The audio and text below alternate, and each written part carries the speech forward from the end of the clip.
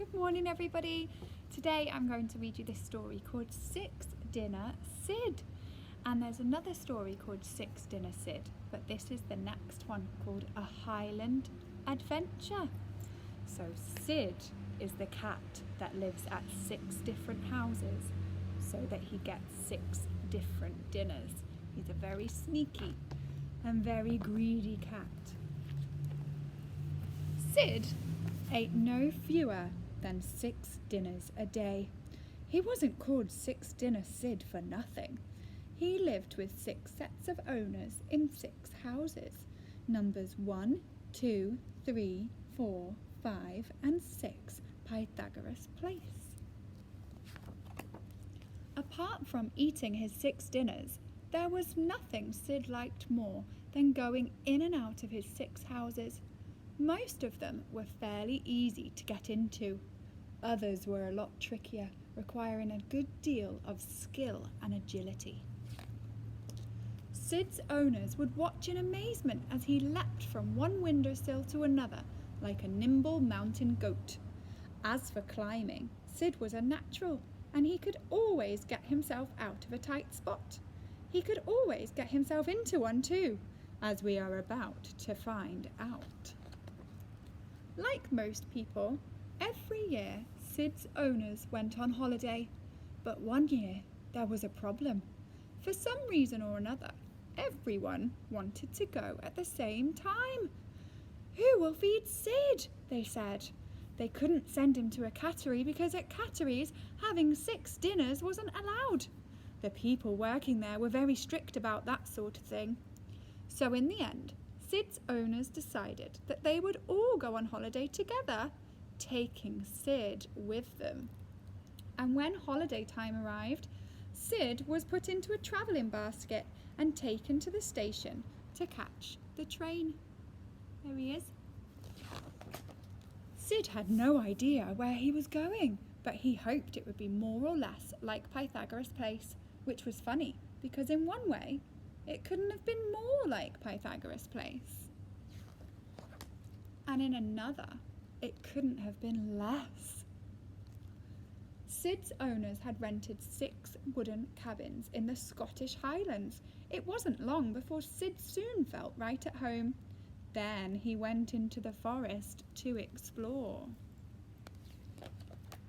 He hadn't gone far when a voice in a tree said, "Halt! Who goes there?" "Sid," said Sid. "Well, hello, Sid," said the voice, and down from the tree jumped the biggest tabby cat Sid had ever seen.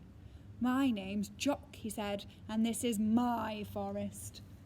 Jock, who was a Scottish wildcat, offered to show Sid round.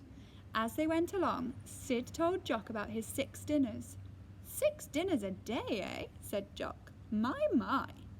Jock said in the forest you could have as many dinners a day as you liked. "Of course," he added, "you have to catch them first." And he took Sid to a Highland stream. Oh, I wonder what they're going to catch in the stream. Swimming in the water was Sid's favourite food, fish.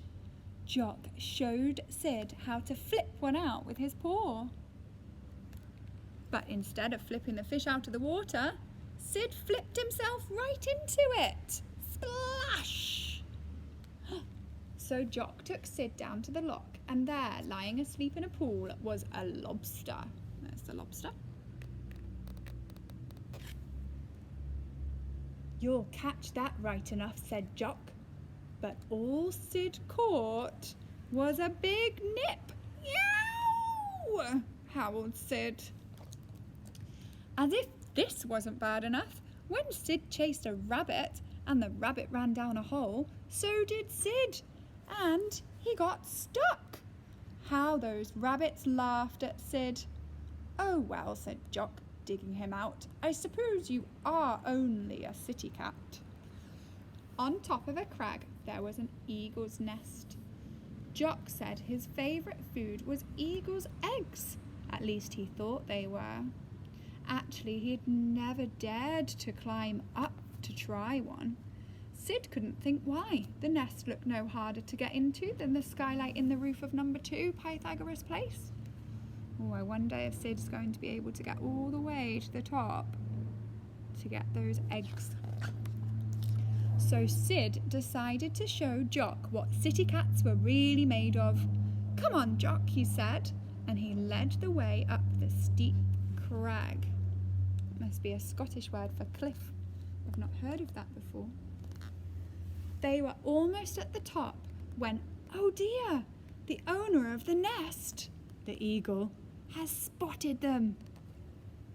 Uh-oh. The indignant mother eagle swooped down to defend her eggs. Sid managed to hide, but Jock was not so lucky. "Help!" he cried as the eagle grabbed him. Sid took a swipe at the eagle. Then did he slip or did he jump? Sid never knew, but somehow he found himself on the eagle's back.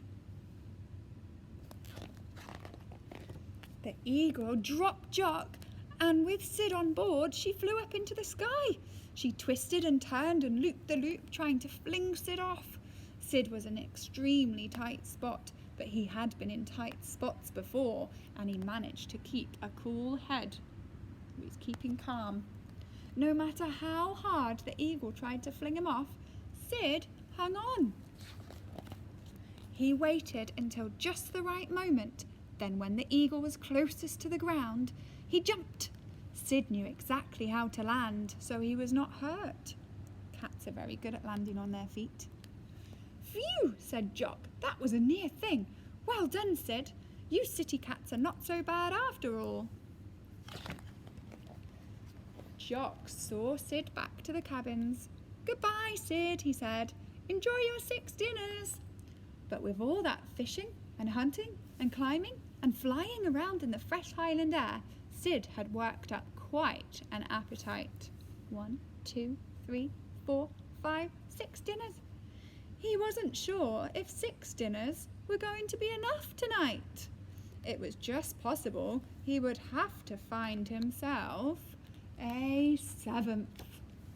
Now, there was a likely looking camper van. And there's that cheeky cat. 6 dinner Sid, about to be 7 dinner Sid. I hope you liked that story, everybody. It's a really lovely one, and I hope to see you all again soon. Bye.